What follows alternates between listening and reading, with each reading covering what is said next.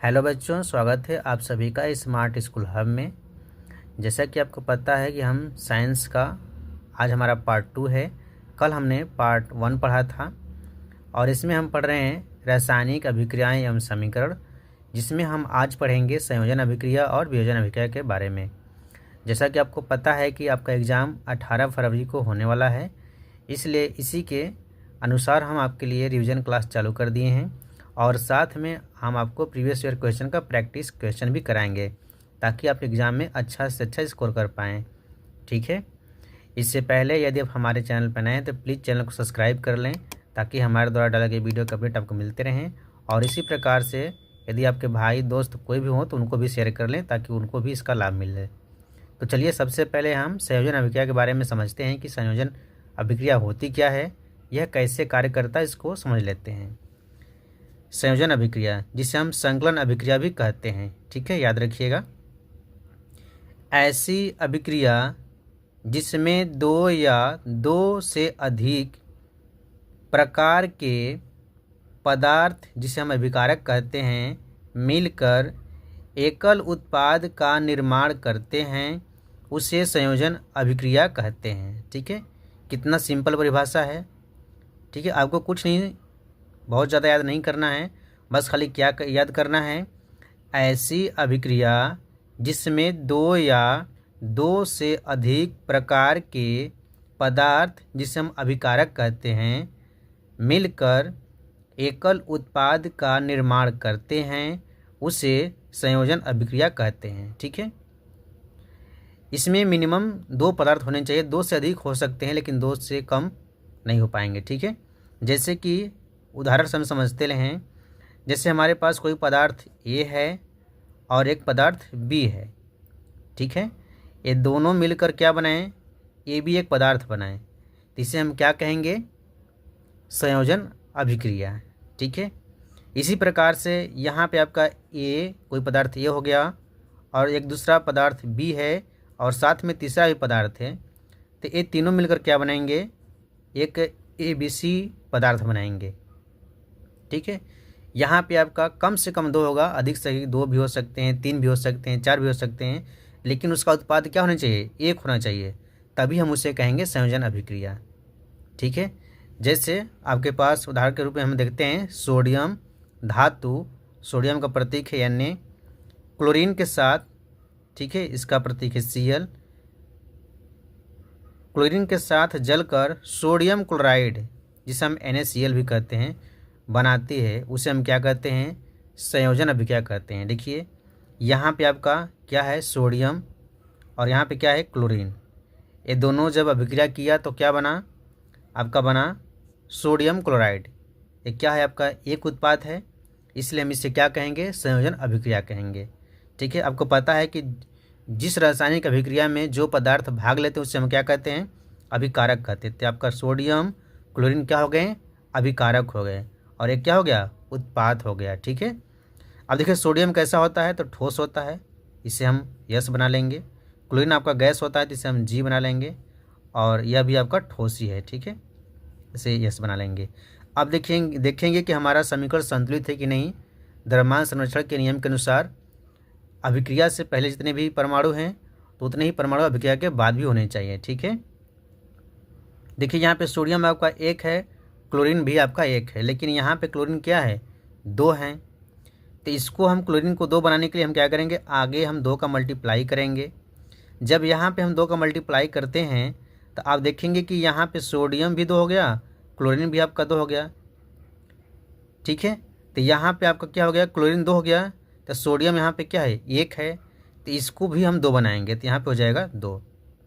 ठीक है, देखिए जब भी किसी भी रासायनिक अभिक्रिया को जब से आप संतुलित नहीं करेंगे तब से वह अभिक्रिया पूरी नहीं मानी जाएगी। ठीक है, उसे हम गलत मानेंगे। तो याद रखिएगा, जब भी एग्ज़ाम में क्वेश्चन को हल कीजिएगा तो वहाँ पे समीकरण को संतुलित करना आवश्यक है।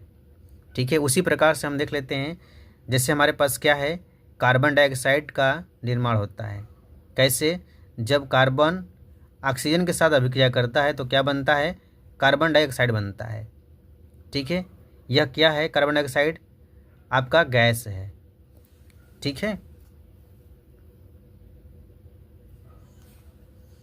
कार्बन क्या है, ठोस है, ऑक्सीजन क्या है, ठोस है। अब हम इसे देखते हैं कि यह अभिक्रिया संतुलित है कि नहीं। देखिए यहाँ पे कार्बन कितना है, 1, यहाँ पे कार्बन कितना है, 1, यानी कार्बन सही है। यहाँ पे आपका ऑक्सीजन 2 है, तो यहाँ पे भी ऑक्सीजन 2 है, यानी कि यह अभिक्रिया क्या है, संतुलित हो गई। ठीक है, तो इसमें देखिए यहाँ पे आपका एक पदार्थ है कार्बन, दूसरा पदार्थ है आपका ऑक्सीजन, ये दोनों मिल गए तो क्या बनाए, कार्बन डाइऑक्साइड। ये क्या है, सिंगल उत्पाद है, यानी कि जब भी किसी भी रासायनिक अभिक्रिया में 2 या 2 से अधिक पदार्थ मिलकर एकल उत्पाद बनाते हैं तो उसे हम संयोजन अभिक्रिया कहते हैं। तो ये संयोजन अभिक्रिया हो गई। ठीक है, आशा करता हूँ कि आपको समझ में आ गया होगा।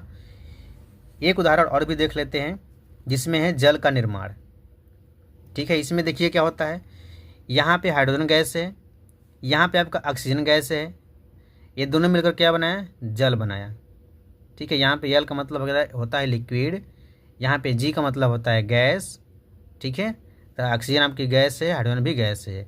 अब इस अभिक्रिया को हम देखते हैं कि संतुलित है कि नहीं। यहाँ पे हाइड्रोजन कितना होगा, 2 है, यहाँ पे हाइड्रोजन भी 2 है, इसका मतलब कि हाइड्रोजन सही है। यहाँ पे ऑक्सीजन 1 है लेकिन यहाँ पे ऑक्सीजन आपका 2 है, तो इसको हमें संतुलित करना पड़ेगा। अब हम यहाँ पे ऑक्सीजन को 2 बनाने के लिए हम आगे 2 से मल्टीप्लाई करेंगे। याद रखिएगा, आगे आपको मल्टीप्लाई करना है, पीछे मल्टीप्लाई नहीं करना है। ठीक है, जब आगे हम मल्टीप्लाई करते हैं तो इन दोनों में मल्टीप्लाई हो जाता है। ठीक है, जब इन दोनों मल्टीप्लाई होगा, इसको हम क्वेश्चन ब्रैकेट में ले लेते हैं। ठीक है, दोनों मल्टीप्लाई हो जाएगा, इसका मतलब कि यहाँ पे हाइड्रोजन कितना हो गया, 4 हो गया, तो हमें यहाँ पे भी हाइड्रोजन को 4 बनाना पड़ेगा। इसके लिए हम क्या करेंगे, आगे 2 से मल्टीप्लाई करेंगे। ठीक है, तो यह हमारी समीकरण क्या हो गया, संतुलित हो गया। ठीक है, तो आशा करता हूँ कि आपको जो संयोजन अभिक्रिया है वो समझ में आ गई होगी। यहाँ पे भी देख रहे हैं कि आपका हाइड्रोजन और ऑक्सीजन मिलकर क्या बनाया, जल बनाया, एक सिंगल उत्पाद बनाया, तो इसलिए क्या कहलाएगी, संयोजन अभिक्रिया। ठीक है, अब हम आगे देख लेते हैं ऊष्माक्षेपी रासायनिक अभिक्रिया क्या होती है, उससे हम समझ लेते हैं। ठीक है, तो चलिए आपके सामने है ऊष्माक्षेपी रासायनिक अभिक्रिया, जिसे हम एक्सोथर्मिक रिएक्शन कहते हैं। ठीक है, यह भी आसानी से हम समझते हैं। जिन अभिक्रियाओं में उत्पाद के निर्माण के साथ साथ ऊष्मा भी उत्सर्जन होती है, उसे हम ऊष्माक्षेपी रासायनिक अभिक्रिया कहते हैं। ठीक है, यानी कि ऊष्माक्षेपी रासायनिक अभिक्रिया किसे कहते हैं, तो एक बार फिर से समझ लेते हैं। जिन भी अभिक्रियाओं में उत्पाद के निर्माण के साथ साथ ऊष्मा भी उत्सर्जित होती है, उसे हम ऊष्माक्षेपी रासायनिक अभिक्रिया कहते हैं। जैसे उदाहरण के रूप में हम समझ लेते हैं, जैसे आपके पास है मेथेन गैस। मेथेन को हमने ऑक्सीजन की उपस्थिति में क्या किया, जलाया, तो हमें क्या मिला, कार्बन डाइऑक्साइड मिला, प्लस साथ में जल भी मिला, और जल के जी का मतलब गैस यानी कि जलवाष्प मिला, और हमें ऊर्जा मिली। ठीक है, तो इसमें क्या हुआ, इसमें हमें ऊर्जा मिली, यानी कि ऊर्जा का उत्सर्जन हुआ, तो हमें इस अभिक्रिया में क्या मिला, ऊष्मा मिला। इसे हम क्या कहेंगे, ऊष्माक्षेपी अभिक्रिया। ठीक है, यानी कि जिस भी रासायनिक अभिक्रिया में ऊष्मा का उत्सर्जन होता है उसे हम ऊष्माक्षेपी रासायनिक अभिक्रिया कहते हैं। ठीक है, याद रखिएगा, एग्जाम में पूछा जाता है, सिंपल सा है कि जिन भी अभिक्रिया में ऊष्मा का उत्सर्जन होता है उसे हम ऊष्माक्षेपी रासायनिक अभिक्रिया कहते हैं। ठीक है, एक और उदाहरण उसको भी देख लेते हैं। जैसे आपके पास है कैल्शियम ऑक्साइड। कैल्शियम ऑक्साइड को जब आप जल के साथ अभिक्रिया कराएंगे, यानी कि जल में डालेंगे, तो क्या बनेगा, कैल्शियम हाइड्रोक्साइड बनेगा, और साथ में ऊष्मा निकलेगी। ठीक है, यह है आपका calcium oxide.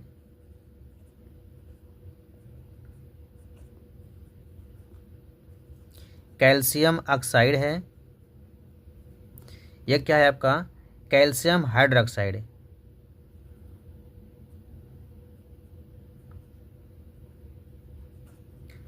Calcium hydroxide side.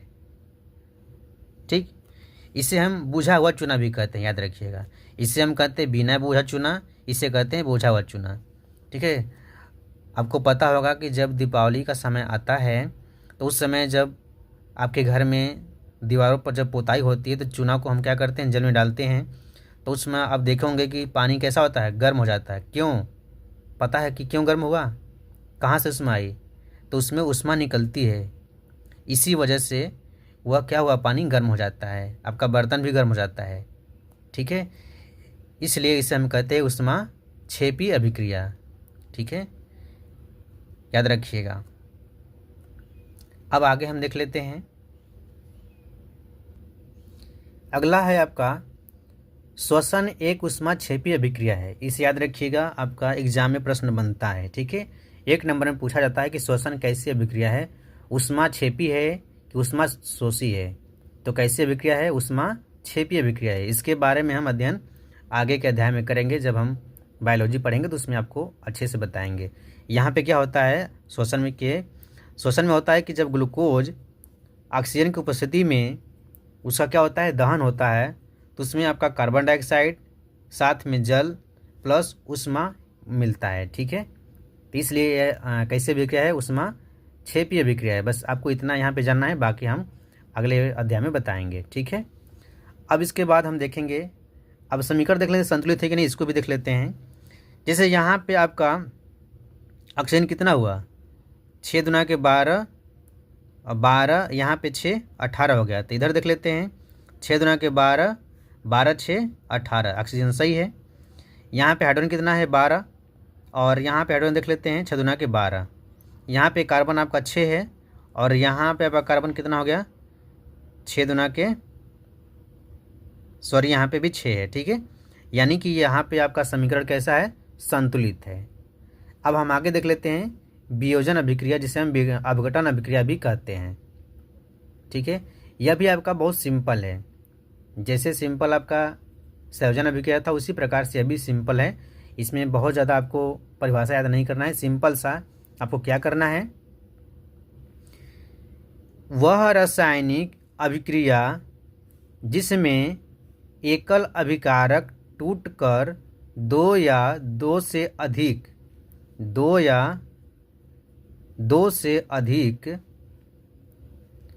उत्पाद बनाते हैं, वियोजन अभिक्रिया कहलाती है।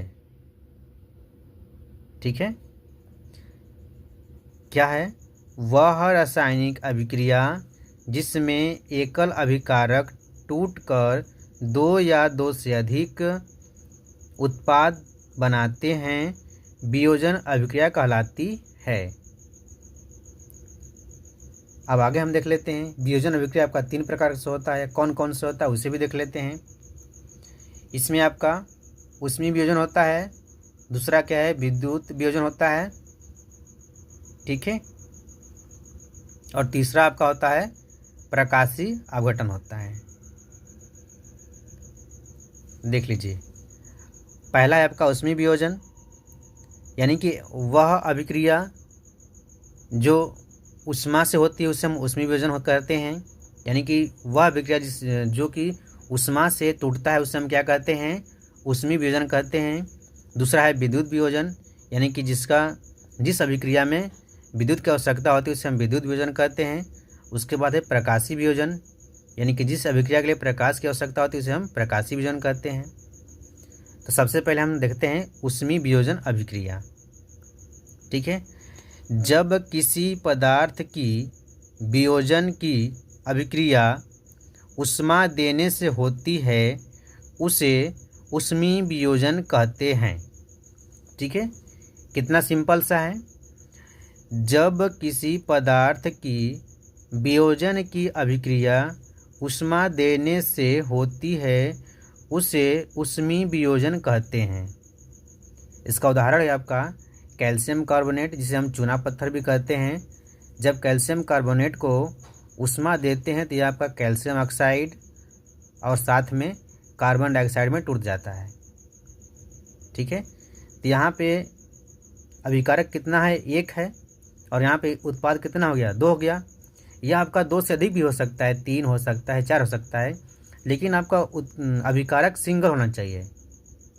ठीक है, जब सिंगल अभिकारक है, जब उसको हम ऊष्मा देंगे या वैद्युत देंगे या आपका प्रकाश देंगे, इन सब से टूटता है, या तो 2, 3, 4 में टूटता है, तो इसे हम कहते हैं मतलब कि वियोजन अभिक्रिया। यदि वह अभिक्रिया ऊष्मा से हुआ तो उसे हम ऊष्मीय वियोजन कहते हैं। यदि वह अभिक्रिया विद्युत से हुआ तो उसे हम विद्युत वियोजन कहते हैं। यदि वह अभिक्रिया अगर आपका प्रकाश से हुआ तो उसे हम प्रकाश वियोजन अभिक्रिया कहते हैं। ठीक है, बस सिंपल सा है, कुछ नहीं करना है। ठीक है, चूना पत्थर जैसे कि जैसे आप चाक देखे होंगे, तो चाक को हम क्या कहते हैं, कैल्शियम कार्बोनेट कहते हैं, उसे हम खड़िया कहते हैं। ठीक है, एग्जाम में आपसे पूछा जाता है कि खड़िया का रासायनिक सूत्र क्या है, तो उसे हम कहेंगे कैल्शियम कार्बोनेट। ठीक है, ये आपका कैल्शियम ऑक्साइड बिना बुझा हुआ चूना हो गया। ठीक है, और ये आपका हो गया कार्बन डाइऑक्साइड। अब हम आगे देख लेते हैं। अगला है हमारा विद्युत वियोजन अभिक्रिया। ठीक है, जब रासायनिक अभिक्रिया में यौगिक को विद्युत द्वारा वियोजित किया जाता है तो उसे विद्युत वियोजन कहते हैं। ठीक है, सिंपल सा है। जब रासायनिक अभिक्रिया में यौगिक को विद्युत द्वारा वियोजित किया जाता है तो उसे विद्युत वियोजन कहते हैं। एक टर्म आया है यौगिक। आपको लग रहा होगा कि यौगिक क्या होता है। देखिए, जब 2 या 2 से अधिक परमाणु मिलकर कोई पदार्थ बनाते हैं उसे हम यौगिक कहते हैं। देखिए, यहाँ पे हाइड्रोजन है ना, और यहाँ पे ऑक्सीजन है। जब ये मिलकर क्या बनाए, जल बनाए, तो इसको हम क्या कहेंगे, यौगिक कहेंगे। ठीक है, तो जल का जब हम विद्युत अपघटन करते हैं, यानी कि विद्युत के द्वारा जब जल में हम विद्युत प्रवाहित करते हैं तो यह आपका कैसे टूटता है, हाइड्रोजन में और ऑक्सीजन में टूट जाता है। ठीक है, आप देखिए साफ पानी में ऐसा करेंगे। यदि आपके पास पानी है, कैसा पानी है, अशुद्ध जल है, अशुद्ध। ठीक है, यदि हम इसमें क्या करेंगे, विद्युत देंगे, विद्युत प्रवाहित करेंगे, तो इसमें विद्युत प्रवाहित नहीं होगा और यह आपका हाइड्रोजन में और ऑक्सीजन में नहीं टूटेगा। ठीक है, तो इसीलिए हम क्या करेंगे, इस जो अशुद्ध पानी है इसमें मिलाएंगे कुछ लवण मिलाएंगे, जैसे कि आपका हो गया NaCl। NaCl जब मिला देंगे तब क्या हो जाएगा, विद्युत आपका इसमें जो पानी है ना, इसमें विद्युत प्रवाहित होने लगेगी। उसके जब प्रवाहित होने लगेगी तो क्या हो जाएगा, वह पानी आपका हाइड्रोजन और ऑक्सीजन में टूट जाएगा। तो जब कोई यौगिक विद्युत के द्वारा टूटता है तो उसे हम क्या कहेंगे, विद्युत वियोजन कहेंगे। ठीक है, तो यहाँ पे क्या हुआ, देखिए जल क्या है, आपका लिक्विड है। यहाँ पे हाइड्रोजन गैस में टूटा और ऑक्सीजन भी गैस में टूटा। अब हम इसे देख लेते हैं कि अभिक्रिया हमारे यहाँ संतुलित है कि नहीं। ठीक है, अभिक्रिया को संतुलित करना अति आवश्यक है, नहीं तो आपका नंबर कट जाएगा, याद रखिएगा। यहाँ पे ऑक्सीजन आपका 2 है, यहाँ पे ऑक्सीजन आपका 1 है, इसका मतलब कि अभिक्रिया संतुलित नहीं है। तो हमें इस अभिक्रिया को संतुलित करना पड़ेगा। इसके लिए हम क्या करेंगे, यहाँ पे ऑक्सीजन 2 है तो इसको भी हमें 2 बनाना है, तो इसके लिए हम आगे 2 से मल्टीप्लाई करेंगे। हमने आपको बताया था कि हमें मल्टीप्लाई कहाँ करना है, आगे करना है। इधर आगे हमें इधर नहीं करना है, इसके आगे इधर करना है। ठीक है, यहाँ पे पीछे नहीं करना है। तो यहाँ पे हमारा हाइड्रोजन हो गया 4, यहाँ पे हाइड्रोजन हो गया 2। अभी भी हमारी समीकरण संतुलित नहीं है। तो अब हम क्या करेंगे कि इसको भी 4 बनाने के लिए हम आगे यहाँ पे 2 से मल्टीप्लाई करेंगे। तो यहाँ पे हाइड्रोजन हमारा हो गया 4, यहाँ पे भी हाइड्रोजन हमारा 4 है। इसका मतलब कि यह समीकरण क्या हो गया, संतुलित हो गया। अब हम आगे प्रकाशीय वियोजन अभिक्रिया देख लेते हैं।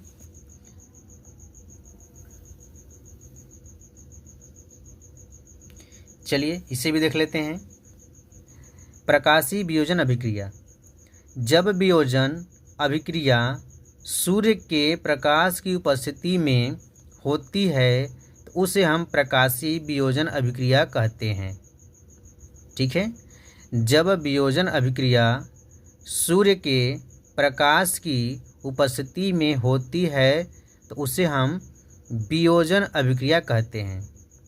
ठीक है, यानी कि आपके पास कोई पदार्थ है A, ठीक है, ये भी कोई पदार्थ है और इस पर सूर्य का प्रकाश डाला गया, ठीक है, सूर्य का प्रकाश डाला गया और यह आपका A+B में टूट गया, तो इसे हम क्या कहेंगे, इसे हम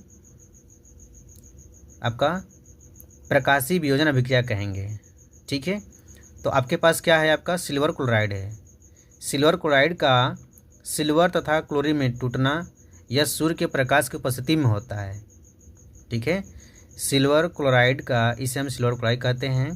तो सिल्वर क्लोराइड का जो हम शब्द बोल रहे हैं उसको यदि आपको याद ना हो तो वहाँ पे लिख लीजिएगा। ठीक है, सिल्वर क्लोराइड इसका नाम है। तो सिल्वर क्लोराइड का प्रकाश की उपस्थिति में टूटना प्रकाशीय वियोजन कहलाता है। अब यह बनता है आपका सिल्वर प्लस क्लोरीन में टूट जाता है।